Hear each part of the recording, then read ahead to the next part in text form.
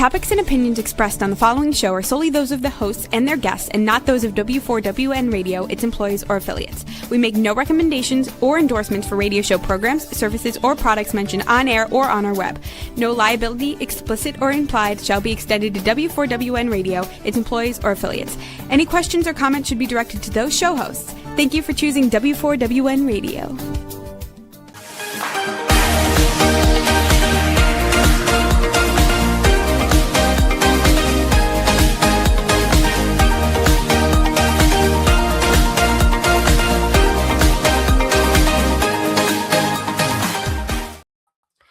Hello and welcome to Fearless, Fabulous You. I am your host, Melanie Young, and I love having women like you and men join me to talk about how to live life to the fullest at every age and stage. If you've been following me and this show for the last 13 years, you know that a lot has evolved, and sometimes I do the show solo to share my inspiration on life and the challenges and overcoming them. And sometimes I have amazing guests. Over the years, I've gotten very picky about the guests I choose to have on my show. They have to be people who I admire and who I feel can give an amazing sense of their own unique perspective of life with you, my viewers and my listeners. My guest today, absolutely, I get goosebumps just thinking about the fact that I'm interviewing her. I've known her off and on for years because we are both members, or have been, of the prestigious Women in Fine Food and Beverage group, Les Dames d'Escoffier. She was a member of the New York chapter with me. She now lives in California. We're talking about the amazing author, essayist, food writer, Betty Fussell. She is joining us from her home in Casa Dorinda, Santa Barbara, California, where she lives now. She's actually a born and bred California girl who spent a lot of time on the East Coast. If you run around in book circles or food circles, you may know Betty because she's written 12 books, many on food and life. I just finished reading one of her most notable, which is her memoir, My Kitchen Wars. I highly recommend it. It really, as I read it, I thought about my grandmother and my mother and all the evolution of women in this world today, where we were then and where we are now. She also has written a book I'm currently reading of her amazing essays called Eat, Live, Love, and Die, published in 2018. But here's the thing. She's written another book, How to Cook a Coyote. We'll show the book. It has come out. The Joy of Old Age. And she's written it at the amazing young age of 98. So if you've not written a book yet, or maybe you're putting off writing that second book or third book like me, just remember that Betty Fussell has written her 12th book at age 98. And she's just as energetic as ever. And we're going to bring her on now because she's going to share her life and her amazing perspective on living life to the fullest. Betty, welcome to Fearless, Fabulous You. Thank you so very much. I am honored, Melanie. Betty, your energy comes through in your writing. I'm just amazed. Like I said, I've been reading 3 of your books. I've known your books for years, but I always go and revisit and really do a lot of prep for this show. You are a writer that I admire because you write about life, lust, joy, passion, and food. And you are natural at it, right? You could call it so. I grew up a very lonely child. I didn't know that was going to be my lucky. Well, it's interesting you say that because the revelations in My Kitchen Wars, your memoir, were amazing. You have a Scottish background. You grew up in what is termed as a Calvinistic, very tight-lipped, strict background. Talk to us about that and how you found your joy in what is otherwise a joyless time, growing up. It was particularly joyless because I had a wicked stepmother right out of, those wicked stepmother books that scared little children. And my mother I didn't know, had killed herself. We thought we'd been told she had just, by mistake, taken some rat poison while her husband was off teaching teaching high school. And this was in Riverside, California. But my folks, like so many in California at that time, were escaping the farm depression. And so this was way, way back there during the Depression. And we had zero money because my father, as a school teacher, made no money whatsoever. And he had four, I think it was, or five mortgages to pay for. So we grew up poor, and you had to make your own way and figure things out for yourself. Only the church did it for us in my house when they were very, very strict evangelical types of worshipers. And I spent I was there at the church every day for one thing or another, for school or for skating lessons, of all things. We had our own little skating.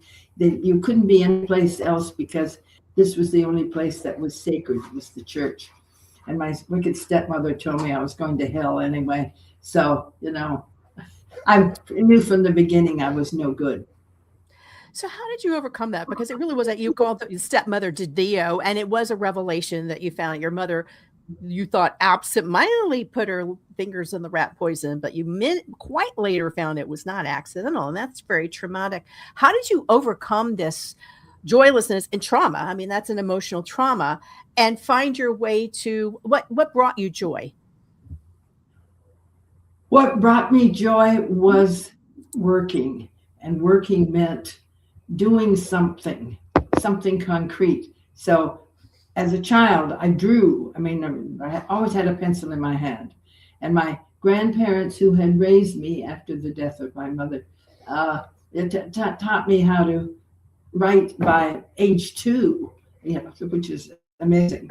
So I was writing little ditties, and I loved writing because nobody had to see them but me, and I could keep them secret. It's like a secret diary. And I loved turning out little, because I was dependent upon nobody. It was all inside me. How wonderful. I didn't have to wait for somebody, like a teacher. You did you keep a lot of diaries as a child? And as you grew, did you journal throughout your life? Yes, I did. I kept, yes, I always had a diary hidden away. Mm-hmm. Under my mattress if needed, And I loved writing down because it made it real. Otherwise, it was just floating around in my head. I still have my diaries from when I was 6, and I've been keeping diaries ever since. I've fallen off a little bit this year because I'm funny about the diaries I write in, and I brought the wrong diary. I'm very funny about the shape and size of the book I write in and longhand. But I find them, like you, they really are sacred. The first thing I packed up when I left New York was I said, we got to take care of the diaries. Right. And I encourage everybody who's, everybody has a story. Everybody is a story. Mm-hmm. And I always encourage people to write it down, because you will forget it. And if you have kids, if you have family, they won't even know. When they find out, they'll be delighted. Well, what's interesting is just to think about it, you were born in 1927. I mean, yes, it's a century ago. So much changed in the world that you follow it in My Kitchen Wars. And, you were an academic's wife. Your husband, your former husband, now late former husband, Paul Fussell, was a successful academic. And right. you were in academic circles, but you longed to be in that world as a legitimate writer, and you were not necessarily encouraged. Oh, not only not encouraged, but get back to the kitchen where you belong. Right. And my husband really thought women were another species. And if they put their nose outside the kitchen, something was wrong with them. You mastered the kitchen, though. And what's interesting, Betty, is you mastered it self-taught, reading the books and following the recipes of Julia Child, who became your friend, and Craig Claiborne and many others. You became a master in the kitchen, which kind of took you into the opportunity to gain a career in food writing. So you broke through the bonds that were set. You attained a master's degree and a PhD in English to teach, because you have to have that. That was not easy at your time. I fought for it each time. Yes. But I happened, I mean, good luck. I was in the age of revolution, which I was. I came at the right time with Julia. Julia rescued women from the kitchen by putting her on television. Woo! Yeah. I know you were friends with her, right? And I was at her. Yes, I was friends because by that time I was living in New York. Right. I had left California, and I was doing journalism, and I was assigned, like, I forget for which magazine, to do a story on this woman who had just written this book called The Masters of American Cookery, and was about to launch her first television program. Mm-hmm.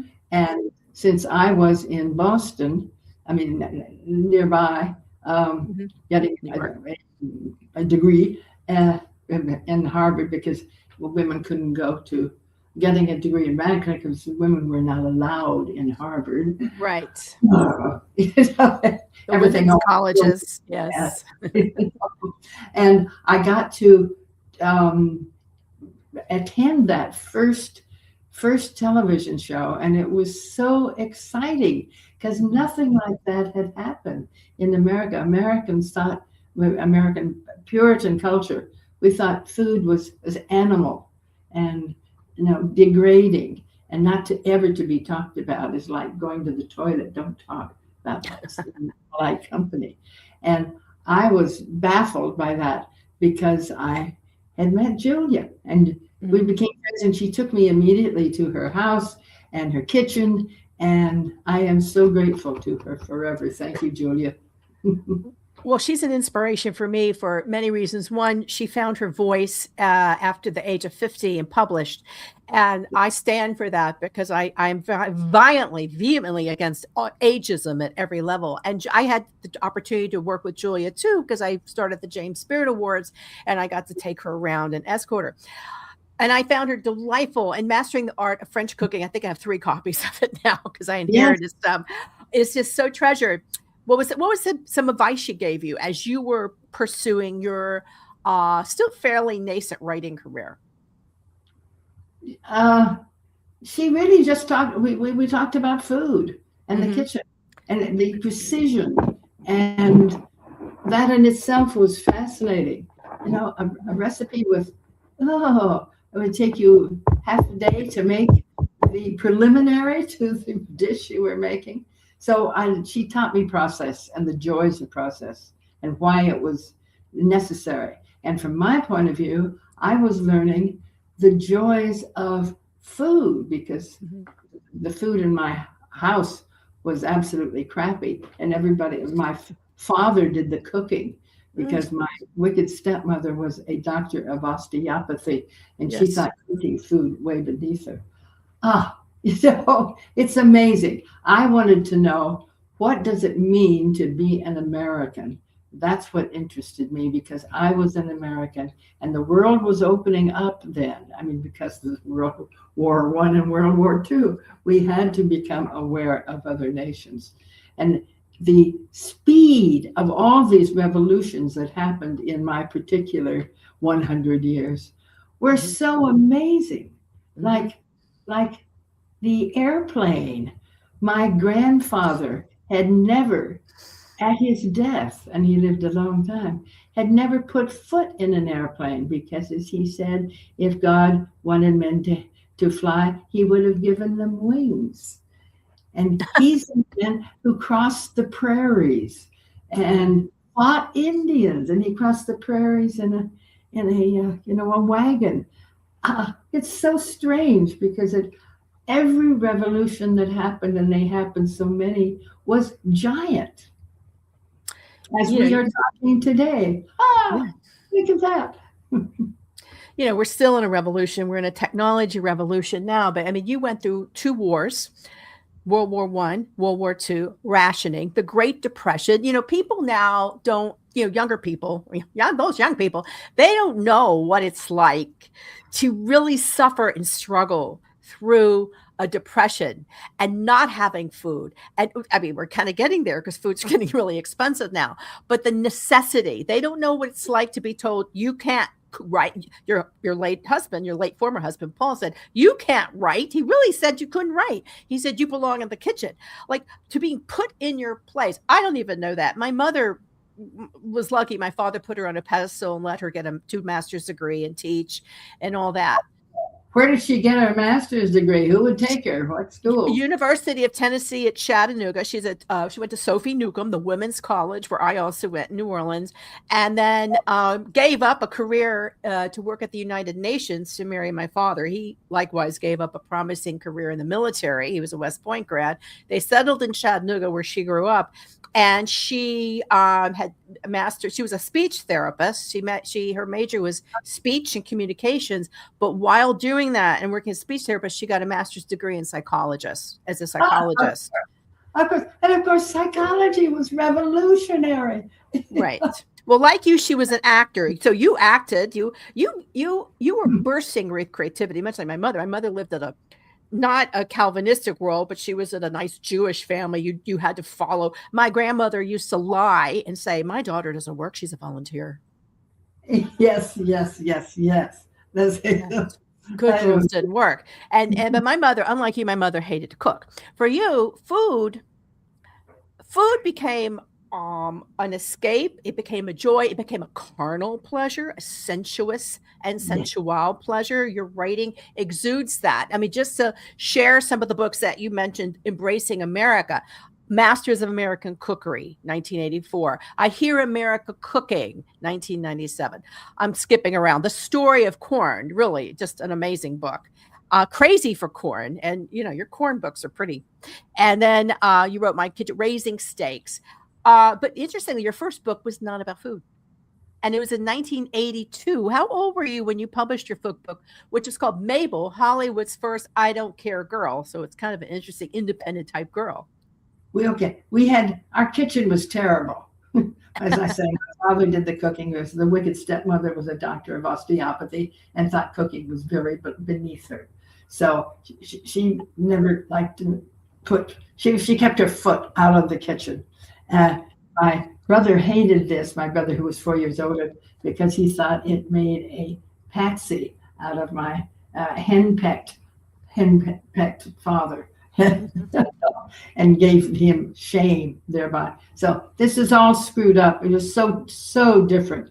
And I was fascinated by why was food considered almost evil, and why did it have these connotations of stay out of the kitchen and before Judith. And in trying to answer that question, it led me into what does it mean to be an American? Because other countries were not like this. France was not, once I got to France. Italy was not this way. It was just Puritan Americans, the Puritan part of Britain, who rebelled against came over, and the Puritans, of course, that's their name. They're pure of animal instinct. So I went head ho for animal. Let's find out about animal instinct. And you did. You had, you clearly admit that you had affairs. You explored your animal instincts. You did it with joy. I mean, you had to, because you couldn't live as a suppressed woman. Well, I couldn't live as a single. I mean, what was it about? I was, I had to understand. Please let me understand. What's my body for? What's wrong with screwing somebody? It's not just a vessel to make babies, you can have pleasure. You don't want the baby. So animal instinct, speaking of animal instinct, so you've, How to Cook a Coyote. Obviously, anyone who loves MFK Fisher thinks of How to Cook a Wolf. And yes. I am a huge MFK Fisher fan, have all her books. You wrote this. There's so many metaphors about a coyote. I looked them up online because in the indigenous worlds, the coyote symbolizes a lot. Talk to us about The book is called How to Cook, and Juan, my engineer, let's put the book cover back up in a small corner. How to Cook a Coyote, The Joy of Old Age. There's two powerful messages. If the How to Cook a Coyote, which people, a lot of them, well, that, when I posted this on social media, they're like, well, that's interesting. But The Joy of Old Age really interested me as someone who had to caretake her mother in a fairly joyous last year of her life at 88, and you can approach old age certain ways. How did these two themes come together, and how come the Coyote? In my view, the real title of the book is How to Cook a Coyote and How to Enjoy. So it's two recipes. Mm-hmm. One is cooking a coyote, and the other is for enjoying old age. So how can those possibly crazy things to begin with, how can they possibly go together as a how-to? Right. So, and I found the more I investigated, the more alike they became. And first you have to find your coyote, because if you live in the city, but people didn't always live in the city. And coyotes, it turns out, were the only animal to be native to the Western Hemisphere. All the others came by ship. They came across the waters, one ocean or another, Europe or China. Mm-hmm. And that was astonishing to me. So the coyote has very special existence in America and South America. And America got rid of the coyote insofar as it could, because it had no status, because it didn't come from abroad. It came from the cruddy old the place of Indians, and we know what happened to the Native American Indians. Yes. Well, coyotes are considered wild. We grew up fearful of coyotes. I grew up in Tennessee. There weren't a lot but there were coyotes, and they ran in packs. So they were scary because A, they ran in packs. B, they ate little dogs. And we had little dogs, and we didn't like them. You're hungry. You eat what's there. If it's a kid, okay. Yeah, it's like How to Cook Wolf. If you're hungry, you will tame and eat what you need to feed your soul and nourish yourself. Yes, whether you like it or not. Interestingly, in your book, you do have these, the coyote theme runs through. It's also the tough meat. It's a tough animal, and you have to tame it, which is kind of how growing old is not easy either. But the wonderful thing about the coyote is that he is physically the least fierce and of all the predator animals. Wolves go on up the line. Because he's smaller and he doesn't have the physical strength. And so he has to have something else. And what he has is smarts. He's smart. He is tricky. He disguises. He can't do it by knocking out the wolf with his paw, because the wolf is bigger and stronger. So he has to play games. So he'll pretend to run away, and he'll sneak around the back and hit him in the ribs. Well, historically, coyotes are known they've been described as cunning, trickster. Wile E. Coyote was a cartoon character. He was a very crazy troublemaker. He had to be smart because he couldn't be strong enough, which is the human condition, as you can see. So we share this with coyote. We're much closer to coyotehood than we are to being a wolf. Also, they're known for being resilient and adapting, which you have to do in life, right? Resilient and adapting. They're shape changers, and that's part of their smarts. And then they're also actors. They're sort of everything I was. Therefore, I identified very quickly with the powers of coyote. So the book itself is essays and kind of it embraces your life now. You sold your home in the East Coast and moved into Casa Dorinda, where Julia also lived. Is it an independent life care center? Would you call it? independent? It's an old folks home. It's an old folks home. Okay. Well, independent care is supposed to be like the euphemism for old folks home. I as you know. You write about it. You've been there. How many years have you been there now, Betty? It's either it's 15 or 20, and I never quite remember which. So one of the poignant things you wrote, I mean, and you write about the Breakfast Club and rituals and getting together, but the rituals are important. So talk to us about the rituals that you embrace, which are meaningful to you now. I always hated repetition. So I'm somebody who never liked to repeat. Oh, I've done that. It turns out in my old age, I adore repetition. I count on rituals, and that the rituals I developed in most of my life, I've lived alone, even though I had a husband and 2 children and a lot of lovers, but that just means life. But I learned that, I've forgotten what I was going to say. That's also part of it. Well, you talked about you when you were younger, you didn't like repetition. You like to be yes. around, and now you embrace rituals, repetition. I embrace ritual like crazy. And I was very curious, why is this? Why does during COVID, when a lot of friends died at Casa Dorinda, where I am, and we couldn't see them, we couldn't say goodbye to them because we couldn't, the infection. And to this day, my heart aches. And what I do, my device here, I put them in the moon. So every time there's a big full moon, I can say, hello, Pat, hello, Betty, because they have to be someplace because they're so strong in my memory and because I never got ready to say goodbye to them. So I'll keep on saying goodbye until I join them in the moon. Well, COVID was so hard on so many people. It was devastating for both my mother and my mother-in-law. And really, at that point, their lives took a downturn. The quality of their lives took a downturn for the isolation that they experienced. Yeah. And that is the biggest surprise to me of all, because I have, in effect, always lived alone. Even when I was married, I was living alone. Yeah.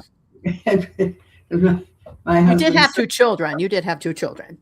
I did have 2 children, and they got neglected thereby. Because, I learned to take care of myself.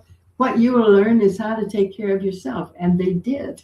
Mm-hmm. What they didn't learn was the joys of family, because I had not ever experienced that. Right. So that is my deepest regret, and I apologize to them every night.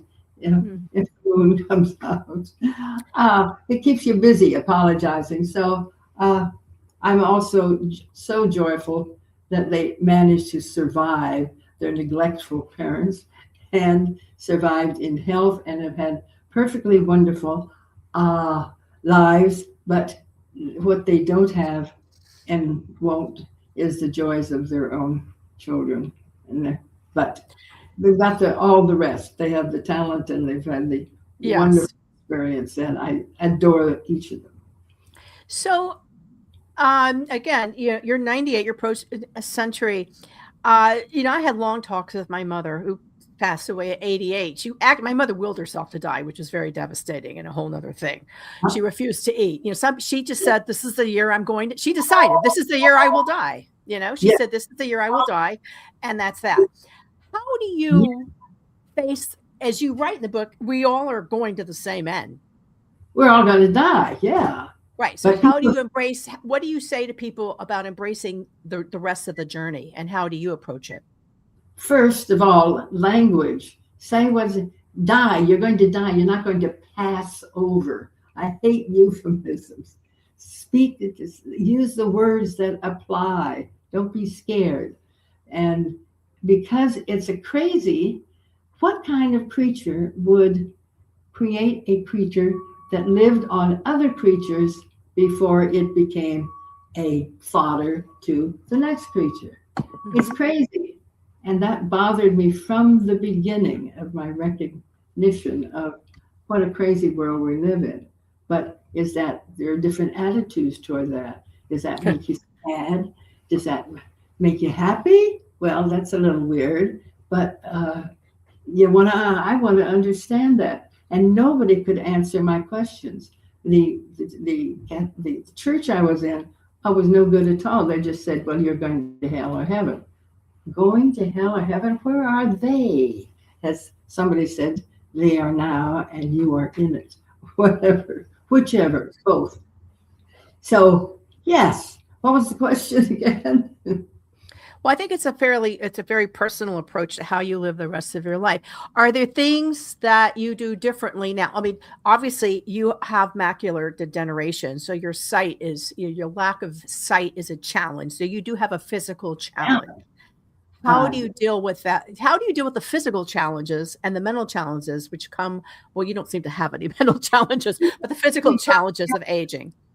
They absolutely go together. And the physical challenges are there's so little you can do about it, even with all of the great worship of science. I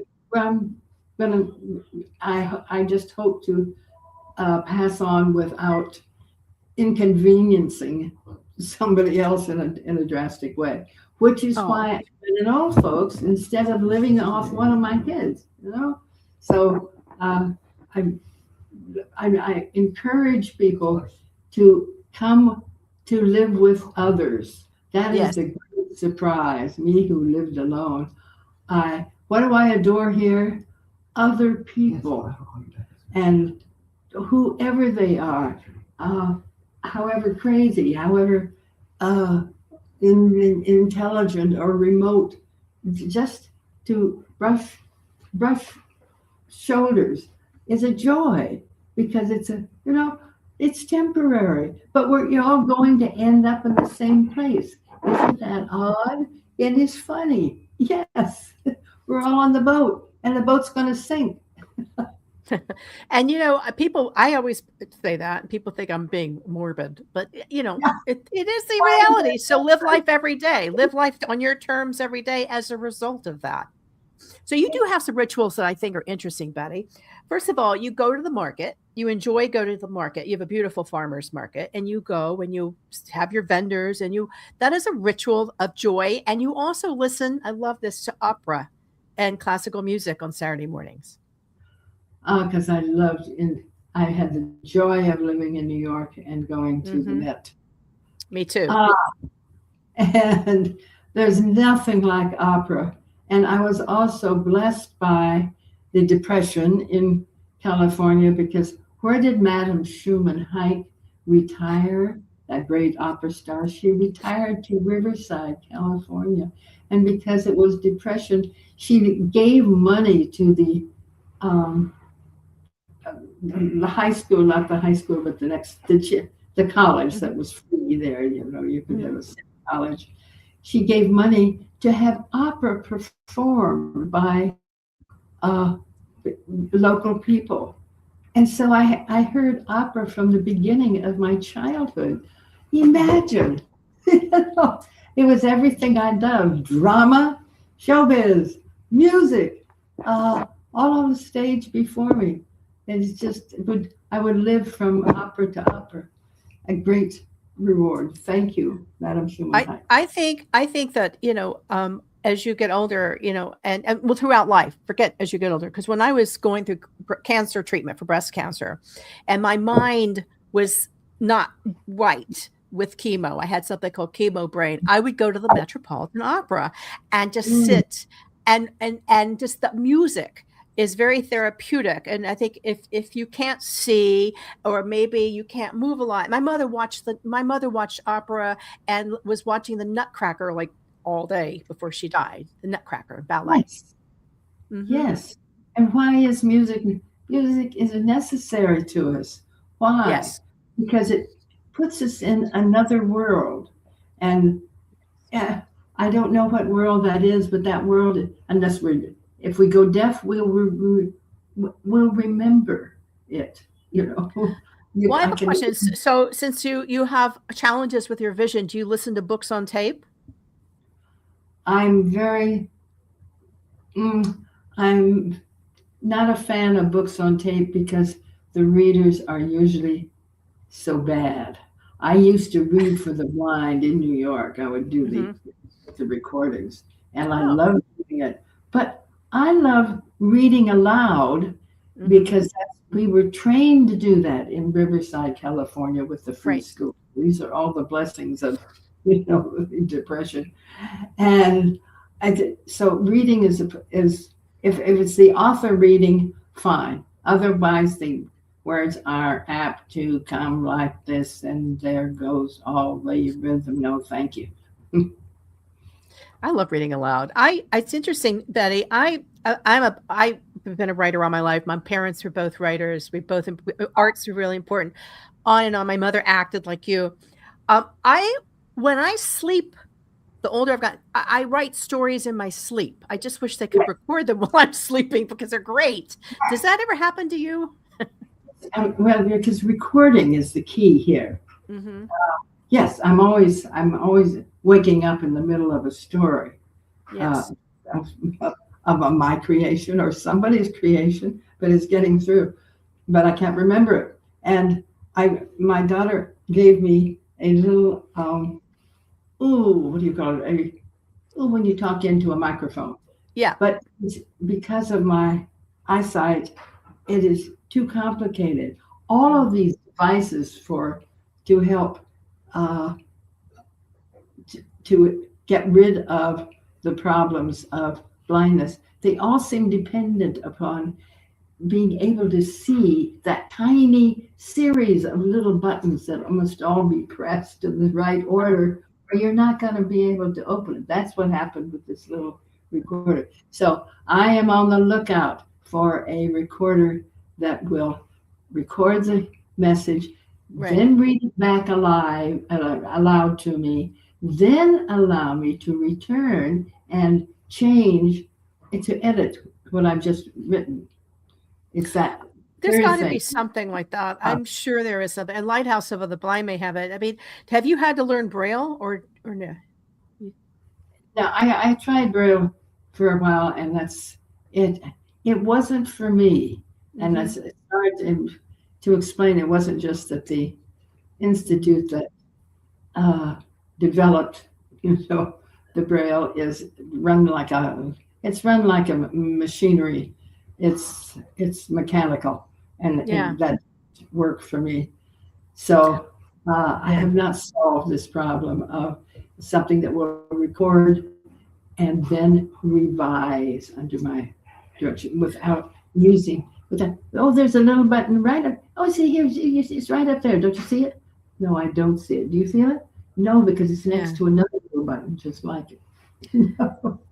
The challenge is, I have friends who are dealing with mobility issues right now. Terrible mobility. Yeah. And my mother never got up after she broke her hip. That was a problem. God. I know. Yes, we know how that goes. I've done shows on that. So has your palate changed? Because a lot of people say, the older you get, your palate changes or your tolerance for food. Have you felt your palate has changed? Has anything grown more stronger in sensation or less appealing? All of the above, because palates are very sensitive. Right. And it's like the rest of the body. The palate kind of slows down. Some things don't change. Some things do. Now, I never had a taste for sugar. That was a lucky thing. But me neither. My taste. What about alcohol? Do you drink cocktails and wine? I have to tell you, after reading my kitchen waters, I just wanted to have a Burgundy, because in the book, you and your then husband are in Europe and you're traveling and you go to Berg de Bresse and do the chickens, and you're drinking Chenin Blanc and Loire and Burgundy. And I said yesterday, for our wedding anniversary, we were at Commander's Palace here in New Orleans. I was like, I just want a really good glass of Burgundy, just one glass. That's all I want, and I did. And liquor means so much to my generation, because we went through prohibition and all the no-no. And so naturally I'm going to drink, and my taste for drinks I have one cocktail each night. And this is part of the ritual of, during the day I can write, and then it's at 5 o'clock. It's time to stop. this was in New York. Go to the local bar just down the end of the road, and you're immediately with friends, the bartender, the same people come every night, and you are in company, and you can eat at the bar, or you can go next door for food. That's the ritual I want. And I can't, my body craves it. So I go to what we have, the grill, as opposed to the main dining room, to the bar, because it's like a New York bar. I sit at the bar, and there's my favorite bartender, etc. It's part of it's hugely ritual. Do you have a cocktail that you like, a specific cocktail? Julia liked the reverse martini. What about you? What do you like as a cocktail? The martini is too strong for me now in my old age. So I have, my favorite has been for a long time, forgotten its name, so I'll tell you, my current one is the Cadillac martini. And the Cadillac, what's the Mexican drink? Mojito. Oh, you like a mojito? Wow, you go for the tequila, girlfriend. Yeah. Well, I like a strong drink, and with lots of flavor, and that's it. Only one, and then on to whatever the night. I can have a glass of wine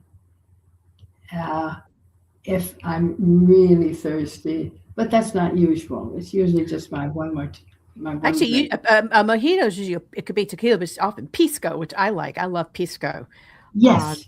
Yeah, pisco. So I'm finding it's more difficult to have hard spirits. I drink a lot of wine, but hard spirits are very hard for me. At Commander's Palace yesterday, they had 25-cent martinis at lunch. My husband had 2. I know. 25. Knock me. I know it's unique to Commanders at lunch, and they allow you 3. After 3, as Dorothy Parker said, you're under the table, and then at 4, you're under somebody else. I did the 3 once, and I was under the table and had to do the walk of shame to pick up my belongings. Oh, it's so embarrassing. I stuck with thanks to you, my beautiful glass of white Burgundy, which I nursed with my fish. But my husband had the 50 cents worth of martinis, and he took a long snoring nap when he got home. But it was a lot of fun. My friends are now, my peers are in their 60s and 70s, and everybody loves the ritual of having a cocktail. Thank God I live in a city, New Orleans, where the cocktail is king, and nobody has this fear of getting sick or they're going to die from alcohol like some places. I used to go once a year because I had a friend who had moved there, and she was very close. And we would have a ritual barbecue. So what was it? It was one of those. It was a football night, so they could watch football and baste the turkey at the same time. So it had to be on Thanksgiving. So the great thing is, everything evolves around eating and drinking down here. And I don't think I could live in a community where eating and drinking is not important. I mean, I lived in New York. I grew up in Tennessee. Eating and drinking was good there. It was just different. But it's such an integral part of my life and yours. What do you want your last meal to be? If you could choose your last meal? I used to ask that. I mean, I made it. Oh, really? when I was I would ask people that question when I was reporting and report the answers. And it was funny because you would, the kinds of repetition expected and the kinds of very unexpected. And the last meal, I used to have a formula for that, and that has completely changed. And I think I got tired of answering the question, what do I want for my last meal? But I don't remember what my trick was. So I'll have to say, I don't let her. That's it. The Coyote says, I won't let her. Well, Have a laugh. it probably won't be Coyote Sue, but your book is an amazing book. I just recently wrote that I don't want my last meal to be salad.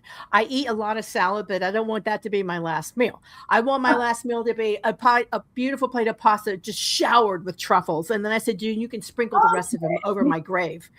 It's like just sprinkle truffles over my grave, please. That's really all I want. Just tell me when you go. I will, and it'll be a big party too. Well, first of all, I'm still trying to get, my own memoir out about my life in food, and about 4 others that keep popping up in my sleep going, Melanie, start writing the damn book. I love the book. I loved all your books. Okay. In 98, you published as a book. Most people in 98 are not even around.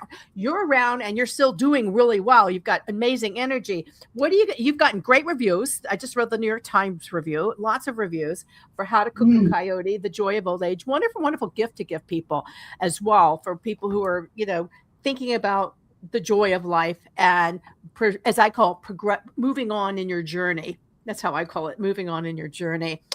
What are you going to do now that you have the book out, you're out promoting it and everything? Is there anything else you want to do? Is that last?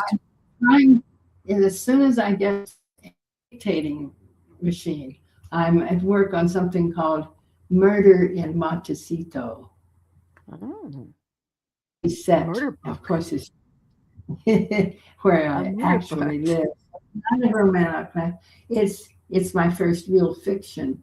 Only, of course, I know an awful lot of people for whom this would be an appropriate book. So, well, I hope I get to read it. I hope I get to write it. Find me a thing I can use in it is not full of little buttons I have to push. Mm-hmm.